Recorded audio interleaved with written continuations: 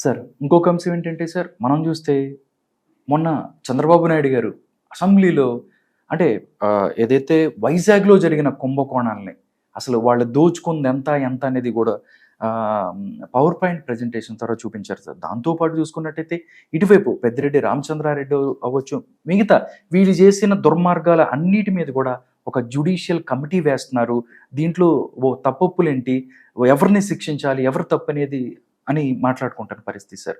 నిజంగా ఇలాంటి చర్యలు చేసినట్టయితే ఎవరెవరు బయటకొస్తారు? ఇప్పుడు దాకా వీళ్ళు చేసిన 5 సంవత్సరాల్లో వాళ్ళు చేసిన పాపాలన్నీ బయటకొచ్చే అవకాశం ఉందంటారు సార్? జూన్ 12 ఎన్డీఏ కూటమి ప్రభుత్వం పదవి బాధ్యతలు చేపట్టిన తర్వాత నారా లోకేష్ ద్వారా నిర్వహించబడిన ప్రజా దర్బార్లో కానీ, మంత్రులు పార్టీ నాయకుల ద్వారా తెలుగుదేశం పార్టీ కేంద్ర కార్యాలయంలో నిర్వహిస్తున్న ప్రజల నుంచి అభ్యర్థనలు స్వీకరణలో కానీ, అలాగే రెవెన్యూ శాఖ ప్రిన్సిపల్ సెక్రటరీ సిసోడే గారు చిత్తూరు జిల్లాలో మదనపల్లె ప్రాంతంలో వారి ద్వారా నిర్వహించిన ఫిర్యాదుల స్వీకరణ కార్యక్రమంలో కానీ ప్రధానంగా వచ్చిన దరఖాస్తులు ఏంటి అంటే, గత 5 సంవత్సరాల వైసీపీ ప్రభుత్వ హయాంలో వైసీపీ నాయకుల ద్వారా ఎవరెవరి ఆస్తులైతే ఆక్రమణకు గురైనయో, ఎవరెవరి ఆస్తులైతే బలవంతాన దౌర్జన్యంగా వైసీపీ నాయకుల పేరిట రిజిస్ట్రేషన్ చేయించుకున్నారో వాళ్ళు ప్రధానంగా బాధితులు. వాళ్ళ అధికారం, వాళ్ళ చేతిలో ఉన్న వ్యవస్థలు, ఆ అధికార దర్పాన్ని ప్రయోగించి మా ఆస్తులు ఏ విధంగా వాళ్ళ పాదాక్రాంతం చేసుకున్నారు, ఏ విధంగా మా దగ్గర నుంచి వాళ్ళ పేరు మీద రిజిస్ట్రేషన్ చేయించుకున్నారు అని చెప్పని బాధితులు 100 మంది వాళ్ళ రోడ్డెక్కి ఫిర్యాదులు చేస్తా ఉన్నారు. ఇటువంటి సందర్భంలో ప్రభుత్వం నిశ్చేష్లైపోతా ఉన్నారు. రెవెన్యూ ప్రిన్సిపల్ సెక్రటరీ సిసోడే గారు మదనపల్లె ఆర్డీఓ కార్యాలయం రికార్డు రూమ్ దహనం జరిగిన తర్వాత పెద్దిరెడ్డి రామచంద్రారెడ్డి ఆధ్వర్యంలో ఇక్కడ భూ ఆక్రమణలకు పాల్పడినట్టుగా ఆరోపణలు వస్తూ ఉన్నాయి. అతను కానీ, అతని అన్యాయుడు కానీ, అతని కుటుంబ సభ్యులు కానీ ఇటువంటి ఆక్రమణలకు పాల్పడి ఉంటే, బాధితులు ఎవరైనా ఉంటే మా దృష్టికి తీసుకురండి, ప్రభుత్వ పరంగా మేము మీకు న్యాయం చేసే ప్రయత్నం చేస్తాము, నేను పలానా టైం నుంచి పలానా టైం వరకు మదనపల్లి ఆర్డీఓ ఆఫీస్లో అందుబాటులో ఉంటాను అని చెప్పి ఆయన పిలిపిస్తే ఆయన కూడా విస్తుపోయారు. అంటే సహజంగా ఏమనుకుంటారంటే, ఒక నాయకుడి ద్వారా ఒక 10 కుటుంబాలకు, ఒక 50 కుటుంబాలకు నష్టం జరిగి ఉండొచ్చు అని చెప్పని అనుకుంటాం మనం. అటువంటిది ప్రజా జీవితంలో ఉండి పలు సందర్భాల్లో చట్టసభలకు ఎంపికవుతున్న ప్రజాప్రతినిధి, అతను, అతని కుటుంబ సభ్యులు, అతని తమ్ముడు, అతని కొడుకుతో సహా నిన్నటి ఎన్నికల్లో కూడా చట్టసభకు ఎన్నికై ఉన్న ప్రతినిధి, అతని ద్వారా జరిగిన భూ ఆక్రమణలు, దౌర్జన్యాలు, దాడులు, ప్రకృతి వనరుల లూటి, వాటికి సంబంధించిన సాక్ష్యాధారాలతోటి బాధితులు ముందుకొచ్చి సిసోడే గారికి 100ల సంఖ్యలో ఫిర్యాదులు ఇవ్వడం జరిగింది.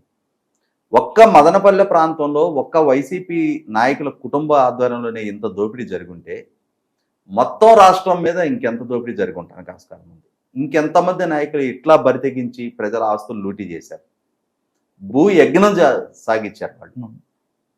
ఒక రకంగా అంటే ఏదైనా తప్పు చేస్తే ఎక్కడో దగ్గర సమాధానం చెప్పుకోవాల్సి వస్తుందని చెప్పని ఆలోచన, విచక్షణ వదిలేసేసి మమ్మల్ని ఎవరైనా చెయ్యలేరని ఒక బరితెగింపు ప్రదర్శించారు. ఆ ప్రదర్శించిన పర్యవసానం ఇవాళ ప్రభుత్వం ఈ రాష్ట్ర వ్యాప్తంగా వస్తున్న ఆరోపణల మీద ఏ విధంగా విచారణ జరపాలి, అంటే ఏ విధమైన మెకానిజం దానికి సెట్ చేయాలని చెప్పని ఆలోచన చేస్తున్నప్పుడు రెవెన్యూ అధికారుల ద్వారా ప్రభుత్వానికి ఒక ప్రపోజల్ వచ్చింది. ఒక హైకోర్టు జడ్జి గారి ఆధ్వర్యంలో జ్యుడిషియల్ ఎంక్వైరీ కమిషన్ అపాయింట్ చేసి సీనియర్ ఐఏఎస్ ఐపీఎస్ అధికారులు, అంటే నేరపూరిత చర్యల గురించి అవగాహన ఉన్న ఒక సీనియర్ ఐపీఎస్ అధికారి, అలాగే రెవెన్యూ ప్రొసీడింగ్స్ గురించి అవగాహన ఉన్న ఒక సీనియర్ ఐఏఎస్ అధికారి, వాళ్ళని ఆ జ్యుడిషియల్ విచారణ కమిటీలో భాగస్వాములుగా చేసి రాష్ట్రంలో కీలక అధికారులందరినీ దానికి జవాబుదారిగా చేసి రాష్ట్రంలో ఉన్న 13 ఉమ్మడి జిల్లాల పరిధిలో ఎవరెవరి ఆస్తులు అన్యాక్రాంతం అయ్యాయి, అంటే దాడులు, దౌర్జన్యాల ద్వారా భయకంపితులను చేసి, ప్రలోభ పెట్టి, బెదిరింపులకు దిగి ఎవరెవరు ఆస్తులు అన్యాక్రాంతం చేసుకున్నారు అనేది లోతైన విచారణ జరపాలి. ఆ జరిపిన అవుట్పుట్ ఆధారంగా బాధితులకు న్యాయం చేయాలని చెప్పి ఒక నిర్ణయం తీసుకున్నారు. ఈ తీసుకున్న సందర్భంగా రాష్ట్ర వ్యాప్తంగా ప్రజలు కూడా చాలా ఆశాహులై ఎదురు చూస్తూ ఉన్నారు. ఎందుకంటే వాళ్ళకి వాళ్ళ హక్కులు కోల్పోయారు కదా 5 సంవత్సరాల కాలంలో, వాళ్ళ ఆస్తులు కోల్పోయారు. దాని ఇంపాక్ట్ ఏమవుతుంది? బలవంతంగా ఒక కుటుంబానికి ఉన్న ఆస్తి గుంజుకుంటే ఆ కుటుంబం ఆత్మస్థైర్యాన్ని దెబ్బతీసినట్టు. అది నాకు ఒక ₹1 కోటి ఆస్తి ఉంది అని చెప్పిన ఒక కుటుంబం సగర్వంగా ఫీల్ అవుతుంది అని అంటే కష్టకాలంలో ఆదుకోవడానికి నాకు దగ్గర ₹1 కోటి ఉందనే ఒక ధైర్యం. అది నా బిడ్డల భవిష్యత్తుకో లేదు నా రిటైర్మెంట్ ఏజ్లోనో నా వృద్ధాప్యంలో నాకు సహకరించడానికి నాకు ఒక కొంత ఆస్తి ఉందనే ఒక స్థైర్యం. ఆ ఆస్తి ఎవడో మరుసటి రోజుకి దాన్ని కొట్టేస్తే ఆ కుటుంబం మొత్తానికి ఉన్న స్థైర్యాన్ని కోల్పోయినట్టు. ఆ విధమైన ఒక రకంగా మనం నరమేధం అంటాం కదా, ఆస్తుల మేధాన్ని కొనసాగించారు వైసీపీ నాయకులు. ఇటువంటి సందర్భంలో ప్రభుత్వం ముందుకొచ్చి ఈ విధమైన విచారణకు పూనుకుంటే ఖచ్చితంగా రాష్ట్ర ప్రజలు కూడా దాన్ని ఆహ్వానిస్తూ ఉన్నారు, మనం కూడా దాన్ని ఆహ్వానిస్తాం. కాకపోతే ఇదేదో అంటే ఆరంభ స్వరూపంలాగా కాకుండా దాన్ని ఏదో విచారణ కమిటీ చేశారు, వాళ్ళు ఏదో 4 రోజులు తంతు నడిపించి మమా అనిపించారని కాకుండా ఒక లాజికల్ కంక్లూషన్కి ఆ విచారణ తీసుకెళ్ళాలి. అసలు దోపిడీకి పాల్పడింది ఎవరు, బాధ్యులు ఎవరు, సహకరించింది ఎవరు, బాధితులు ఎవరు, బాధితులకు ఏ విధంగా న్యాయం చేయాలనేది భవిష్యత్తులో మళ్ళీ తిరిగి చట్టపరమైన అవరోధాలు ఎదురుకాకుండా పూర్తి స్థాయిలో ఆ లాజికల్ కంక్లూషన్కి ఆ బాధితులకి ఆ న్యాయాన్ని జరిపించి తీరాలి, లాజికల్ కంక్లూషన్కి తీసుకురావాలి. అట్లా తీసుకొస్తే ఇవాళ ప్రభుత్వం ఆలోచిస్తున్న ఆ కమిటీ ద్వారా విచారణ జరిపించాలనేది కూడా అర్థం పరమార్థం ఉంటుంది. అట్లా కాకుండా 4 రోజులు ఏదో మీడియాలో చర్చలకి హైప్కి పరిమితం అయితే బాధితులకు న్యాయం జరగదు. అట్లాగే ఈ బాధితులకి న్యాయం జరగకుండా బాధ్యులు వాళ్ళకి సేఫ్ ప్యాసేజ్ దొరికి వాళ్ళ ఆస్తులు వాళ్ళ దగ్గరే అంటే ఆక్రమించిన ఆస్తులు వాళ్ళ దగ్గర ఉండిన పక్షంలో భవిష్యత్తులో కూడా చట్టం మీద ప్రజలకు నమ్మకం కోల్పోతారు, ప్రభుత్వాలు మాకు రెస్క్యూకి వస్తాయని చెప్పని నమ్మకాన్ని కోల్పోతారు. చంద్రబాబు నాయుడు గారి నాయకత్వంలో ఉన్న ప్రభుత్వం చిత్తశుద్ధి ప్రదర్శిస్తున్న నేపథ్యంలో ఖచ్చితంగా బాధితులకు న్యాయం చేయాలని చెప్పని ఆలోచిస్తున్న నేపథ్యంలో 100కి 100 ఆ న్యాయం దక్కుద్దని ఆశిద్దాం. ఓకే సార్, ఇంకొకటి కూడా సార్, దీనికి చిన్నది ఏంటంటే మొన్న జమీన్ రైతను అంటే ఇలాంటి సంఘటనలు చూసినప్పుడు నార్మల్గా ప్రజల్లో ఒక అనుమానం వస్తుంది సార్. జమీన్ రైతను ఒక పత్రిక ఒక స్టోరీని ప్రచురించింది సార్. జగన్మోహన్ రెడ్డి ఆంధ్రప్రదేశ్లో శాంతి భద్రతల విఘాతం కలిగించడానికి 100 కోట్లు ఖర్చు పెడుతున్నాడు నెలకి. దీనికి సంబంధించి వాళ్ళందరికీ మిథున్ రెడ్డికి కానీ లేకపోతే మిగతా వాళ్ళందరికి కూడా ఒక టార్గెట్ ఇచ్చారు, ఎక్కడ అశాంతి ఉండాలి, జనాలు కొట్టుకోవాలన్న పరిస్థితి ఉంటే ఇలాంటి సంఘటనలు చూసినప్పుడు నిజంగా ఇది నిజమే అని అనిపించింది సార్ ప్రజలు. ఇక్కడ గమనించుకోవాల్సింది ఏంటంటే 2019 ఎన్నికలకు ముందు ప్రతిపక్ష నాయకుడిగా జగన్మోహన్ రెడ్డి గారు ఉన్న రోజుల్లో ఆ రోజు ఆయన నిత్యం ఇదే విధమైన ఎజెండాతోటి ఆ రోజు ఏంటంటే ఐడియాలజికల్ వార్, తనకి ఒక స్ట్రాటజిస్ట్ని పెట్టుకున్నాడు. ఆ స్ట్రాటజిస్ట్ ఇచ్చిన ఎజెండాలో భాగంగా నిత్యం ప్రజల్లో సోషల్ మీడియా ద్వారా కులపరమైన విద్వేషాలు రగిల్చే ప్రయత్నం చేశాడు, సక్సెస్ అయ్యాడు. 2019 ఎన్నికల్లో ఆయన అనుకున్న ఎజెండా ఆయనకి సక్సెస్ఫుల్గా అమలు జరిగింది, ఆయనకి ముఖ్యమంత్రి పదవి దక్కింది.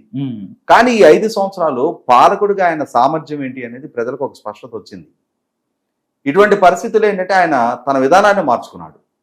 ఐడియాలజికల్ వార్ అంటే ఇక సోషల్ మీడియా ద్వారా విష ప్రచారము ఇంకోటో దాని ఒక్కదాని మీద ఆధారపడటం కన్నా కూడా ఫిజికల్గా విద్వేషాలు రగిల్చాలి, శాంతి భద్రతల సమస్య సృష్టించాలి, ఘర్షణలతోటి రాష్ట్రం అట్టుడకాలి, దీన్ని చూపించి రాష్ట్ర బ్రాండింగ్ దెబ్బతీయాలి, ఏ పెట్టుబడిదారుడు రాష్ట్రం వైపు రాకుండా కట్టడి చేయాలి.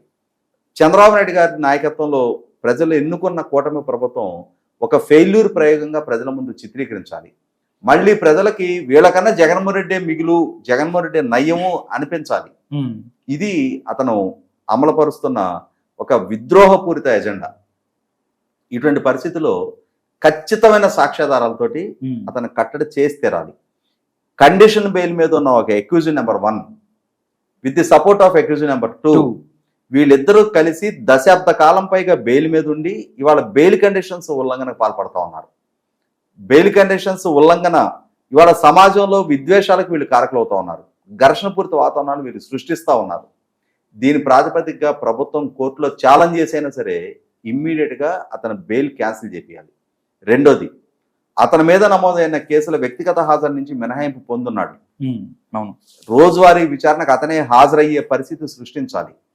3, ఈ ప్రభుత్వ ఆధ్వర్యంలో ఇప్పటికి వెలుగు చూసిన వాస్తవాల ప్రకారం ఇతని మీద, ఇతని అనుయాయుల మీద పదుల సంఖ్యలో కేసులు నమోదు చేయడానికి కావాల్సిన స్టఫ్ అతనే ఇచ్చున్నాడు. ఇవాళ మెటీరియల్ ఆఫ్ ఎవిడెన్స్ ఇవాళ ఏ అంశంలో చూసినా ఇవాళ 100 కేసులు నమోదు చేయడానికి కావాల్సినంత మెటీరియల్ ఆఫ్ ఎవిడెన్స్ ఉంది. ఆ కేసులు నమోదు చేయాలి. ఇతన్ని కోర్టు పక్షలాగా మార్చాలి, జైలు పక్షలాగా మార్చితే తప్ప ఈ రాష్ట్రం సుభిక్షంగా ఉండటానికి ఆస్కారం లేదు. ఆ దిశగా పౌర సమాజం అర్థం చేసుకోవాలి. ఇతను మళ్ళీ సానుభూతి రప్పించుకోవడానికి నా మీద కక్ష సాధింపు ధోరణి ప్రదర్శిస్తున్నారు అని చెప్పని ఎన్ని నంగి నాటకాలు ఆడినా సరే ప్రజలు ఎట్టి పరిస్థితుల్లో వాటిని పరిగణలో తీసుకోవడానికి వీల్లేదు. ఈ రాష్ట్రం బాగుండాలి, ఈ రాష్ట్ర ప్రజలకు అద్భుతమైన భవిష్యత్తు దక్కాలి, ఈ రాష్ట్ర బిడ్డలు వలసలు లేని ఉపాధి వాళ్ళ రాష్ట్రంలో దక్కే పరిస్థితులు ప్రభుత్వం ద్వారా సృష్టింపబడాలి అని అంటే ఆంధ్రప్రదేశ్ రాష్ట్ర రాజకీయ ముఖ చిత్రం మీద జగన్మోహన్ రెడ్డి అనే ఫ్యాక్టర్, అతని రాజకీయం సజీవంగా ఉండడానికి వీల్లేదు. Thank you so much Rajesh గారు. ప్రస్తుత రాజకీయ అంశాల మీద చక్కని విశ్లేషణ అందించారు. నమస్కారం అండి.